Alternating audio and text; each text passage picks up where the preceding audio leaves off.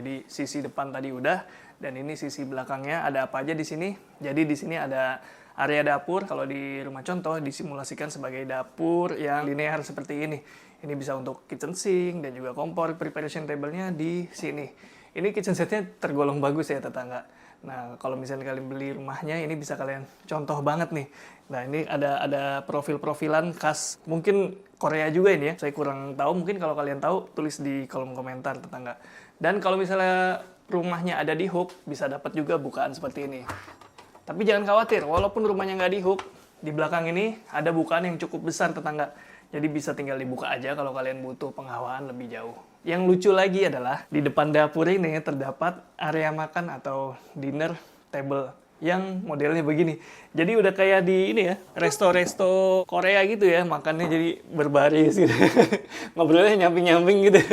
Tapi ini kan hanya contoh ya tetangga, bisa kalian terapkan di rumah begini, ataupun bisa nanti kalian atur di ruangan di sebelahnya. Karena di sebelahnya itu masih ada ruangan multifungsi yang bisa kalian gunakan sesuai kebutuhan. Nah, ini dia yang saya maksud. Jadi kalau di rumah contoh, di sampingnya ini terdapat ruangan yang multifungsi menurut saya. Kalau di sini di rumah contoh ini difungsikan sebagai, kalau di Jepang-Jepang itu kayak tatami gitu ya. Jadi fungsinya ini untuk ya ngeteh-ngeteh, ngobrol-ngobrol bareng keluarga, ngumpul-ngumpul. Tapi ini juga bisa dijadikan sebagai area kamar gitu ya, kalau misalnya kalian butuh, atau ruang kerja mungkin.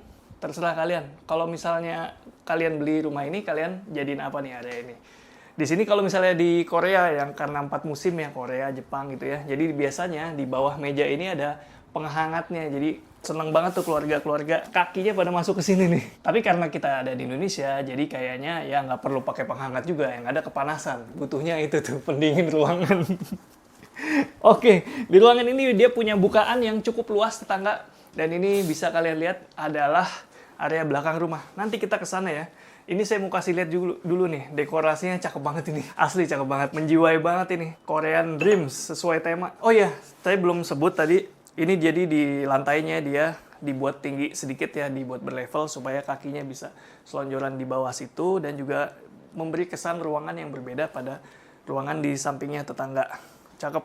Ini pakai kayaknya vinil atau SPC gitu ya. Dia pelapis lantai. Kita mau kemana dulu nih? Ke belakang? Ke belakang dulu, lihat yuk. Tetangga, sekarang kita udah di bagian belakang rumah. Karena dia punya panjang 14 meter, jadi masih ada space di belakang sini. Tapi sekedar informasi ya, jadi untuk panjangnya itu nanti bakalan beda-beda tetangga. Jadi kalau rumah tipe ini dia punya panjang 14 meter, ada yang lebih, dan mungkin ya bervariasi lah bisa dikatakan seperti itu.